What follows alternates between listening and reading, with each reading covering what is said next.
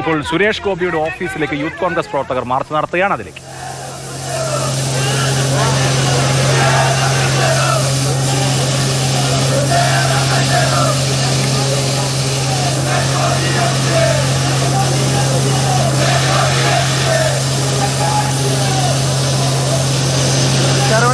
വിഷയനെ വിളിച്ചിട്ട് ഇത് പറഞ്ഞ ജലപീരങ്കി ചോദിച്ചിട്ട് പറ.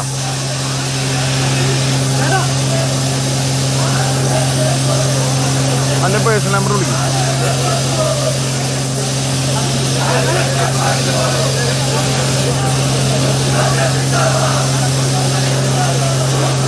തൃശൂരിൽ സുരേഷ് ഗോപി MP-യുടെ ഓഫീസിലേക്ക് യൂത്ത് കോൺഗ്രസ് പ്രവർത്തകർ നടത്തിയ മാർച്ചിന്റെ ദൃശ്യങ്ങളാണ് കാണുന്നത്. പോലീസ് ജലപീരങ്കി പ്രയോഗിച്ചു.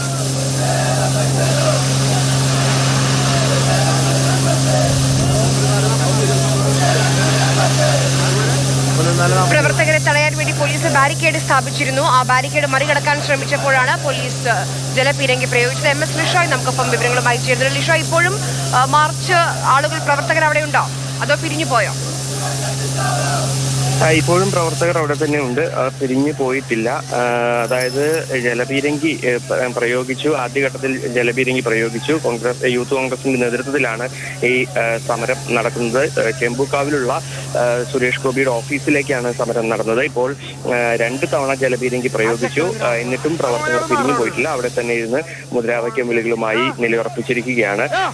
ഈ യൂത്ത് കോൺഗ്രസിന്റെ തൃശ്ശൂരിൽ നിന്നുള്ള പ്രവർത്തകർ ഇന്ന് ഏകദേശം 12 മണിയോടുകൂടിയാണ് സുരേഷ് ഗോപിയുടെ ഓഫീസിലേക്ക് മാർച്ച്. എന്തിനാണ് ഈ മാർച്ച്? എന്താവശ്യമാണ് പ്രവർത്തകർ ഉന്നയിക്കുന്നത്?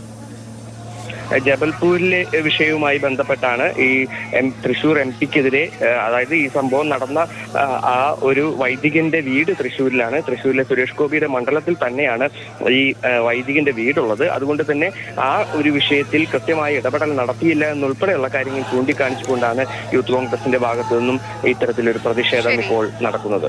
MS ലിഷോയാണ് വിവരങ്ങൾ നൽകിയത്. ഇതുമായി ബന്ധപ്പെട്ട് സുരേഷ് ഗോപിയുടെ മാധ്യമപ്രവർത്തകർ ചോദ്യങ്ങൾ ചോദിച്ചപ്പോൾ നിങ്ങൾ ആരാണ് ചോദ്യങ്ങൾ ചോദിക്കാൻ എന്നുള്ളതായിരുന്നു സുരേഷ് ഗോപിയുടെ പ്രതികരണം.